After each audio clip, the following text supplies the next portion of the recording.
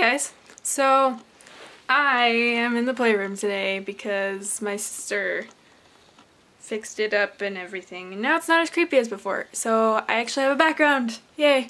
Which is just random toys. Okay, so I wanted to talk to you guys about something that I'm really open about, but I was talking to my friend last night because she needed some help, and I just kind of felt the need to like make a video talking about how I feel about this. So what I'm talking about is anxiety. I've actually had anxiety since a very, very young age. It runs in my family. I had my first real panic attack when I was 4, and I actually vaguely remember it. But I have been diagnosed with generalized anxiety disorder and OCD, which gives me really, really bad anxiety about like diseases and stuff.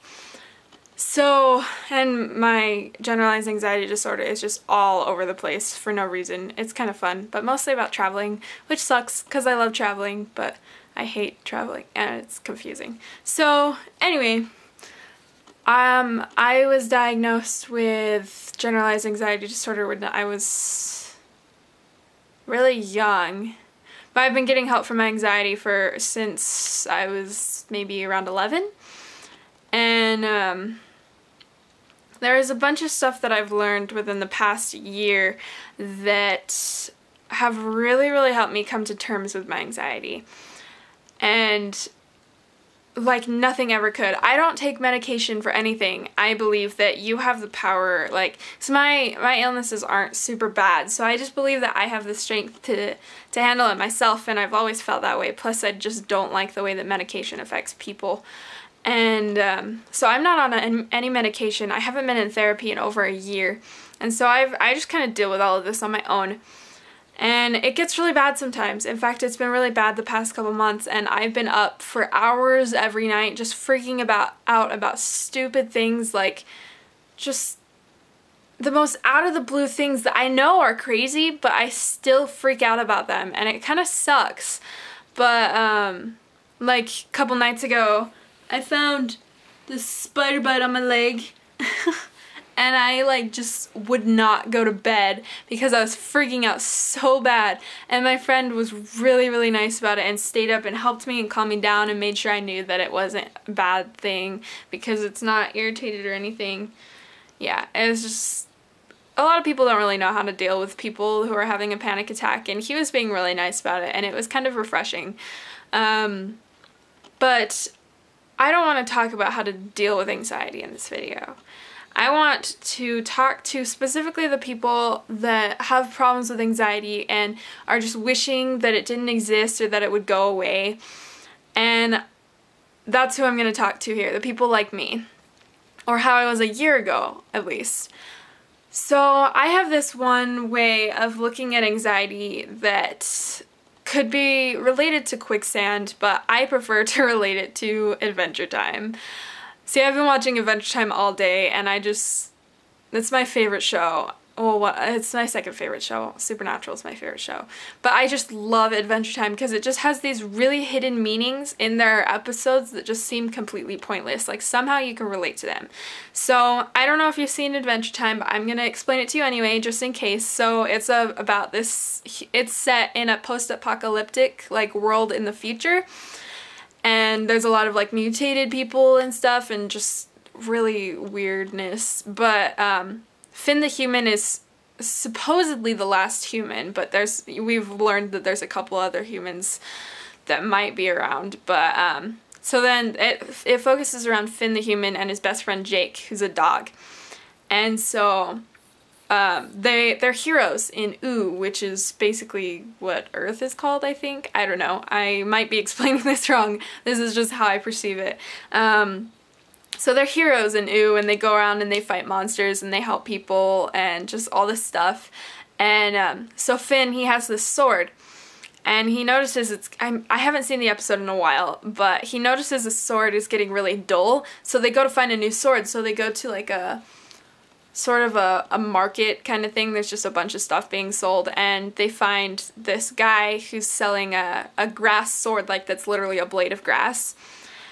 And so so they buy the sword for him, but the man, I'm pretty sure, just then warns him that it's a cursed sword, and Finn's just he's just kind of like take on any challenge kind of guy. He's just like, I don't care, that's kind of cool. So he buys the sword and he takes it home. And so he's been practicing with the sword, and it's like insane at cutting, like basically on the verge of impossible with how amazing it is. And so when he goes to bed that night, he has this nightmare that the sword, it's like slowly wrapping around his body, and the more he fights it, the more it wraps around and gets tighter and basically keeps wrapping around, I think, until it mummifies him. So he wakes up in a sweat and he goes and throws the sword away or something. He gets rid of the sword and then he goes back to sleep. But when he wakes up, the sword, there it is, it's back. It's wrapped around his arm. And so he freaks out, and they decide to go find the guy that sold him the sword to lift the curse. And so they go back, and the market isn't there anymore, so they have to go on this adventure to find the old man. And so they're going through, and he's using the sword to like fight all the people and stuff on the way there, and he's like, this is like a pretty amazing sword, like this is really cool kind of thing. And when he finally gets to the old man, the guy says that like it's impossible, he can't lift the curse now. And Finn just kind of is like, oh, okay. Like, he just accepts it immediately, like, okay, I'm gonna be cursed forever, basically. The sword then wraps itself around his arm and then extracts out at his will. He has complete control over it. And I like to relate this to my anxiety, as if my anxiety is this blade of grass, and like, if you have anxiety, like, you're gonna be afraid. That's just not something you can get away from. There's no like ultimate fantastic magical cure for anxiety. There's things that can help you along the way, which are totally okay to use. But if you're like me, really headstrong, just like I have to do it on my own kind of person, that's still okay.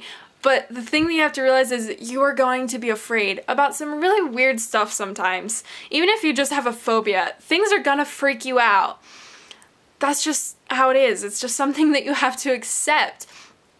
And just once you accept that, it just becomes not a bad thing anymore. Like when you don't accept your anxiety, when you're like, I just want this gone, it's just kind of bearing down on you all the time, and it's just, it either is really bad or it just seems really bad. But as soon as you accept it, it just becomes completely in your control.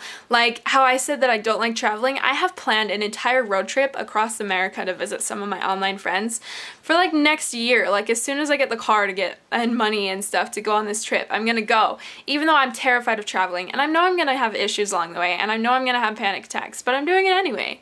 Cause like, why let fear ruin your life like that? Like, I know that I'm gonna freak out about that, but I'm not gonna let that stop me. Like, it's good to listen to dangerous fear, like, oh, don't walk down that dark alleyway in the middle of the night in Las Vegas. Like, that's a bad idea. That's good fear. Is letting you know that there's something dangerous. But when it seems kind of like out of the ordinary, like, why the heck am I afraid of this? Like, just don't listen to it like you are afraid of it, but don't let that stop you from anything. It's just like I said, it could have been related to quicksand or anything. There was another thing that I said to my friend. Oh, I have this quote that kind of like started my view on anxiety that I saw on Tumblr a really long time ago. And it's one of my favorite things I've ever read. So I'm gonna read it to you. It says, "My whole life I've been telling myself, don't be afraid. And it's only now that I realize how stupid that is. Don't be afraid. Like saying don't move out of the way when someone tries to punch you, or don't flinch at the heat of a fire, or don't blink. Don't be human. I'm afraid, and you're afraid, and we're all always going to be afraid, because that's the point. What I should be telling myself is, be afraid, but do it anyway. Live anyway." And after seeing that quote, that's the quote that basically changed my entire life. I've had so many problems with anxiety, and it stopped me from doing so many things. But as soon as I read that quote, everything in my life changed. And now I still get panic attacks all the time, but they just don't seem as life-threatening as they used to be. Because I've just kind of accepted that they're gonna happen, and there's really nothing I can do about it. And it's just been really powerful in a way to realize something like that. With this video, I just want to let you all know everybody's gonna have fear, and that's just how it's gonna be, but you just have to kind of accept that that's gonna happen. And just like death, like, you're gonna die. I'm sorry if you didn't know that, but you're gonna die. And there's really nothing you can do about it, but why let the preoccupation of death just totally ruin your whole life? It's the same thing with fear. You're gonna be afraid. There's nothing you can do about it. Well, there is stuff you can do about it to help you, but it's still gonna happen. It's inevitable. You're gonna be afraid of stuff in your life. And once you just kind of accept that, life becomes kind of easier to deal with, and almost more like an adventure in a way, like to fight off all of your battles of fear through your life and still get to somewhere where you want to be. That's an amazing feeling. So with this video, I'd like to end from a quote from a really cheesy Disney movie, Girl vs. Monster. It's kind of one of my favorite Disney movies because just how it talks about fear and how much I've dealt with fear in my own life. And so this is one of the final quotes of the movie. It's one of my favorite quotes ever, so I'd just like to leave on that. So I'm going to read it to you. The girl says, "The truth is, I think we all need a little fear in our lives, because there's no better feeling than discovering that one thing that scares you out of your pants and then doing it anyway."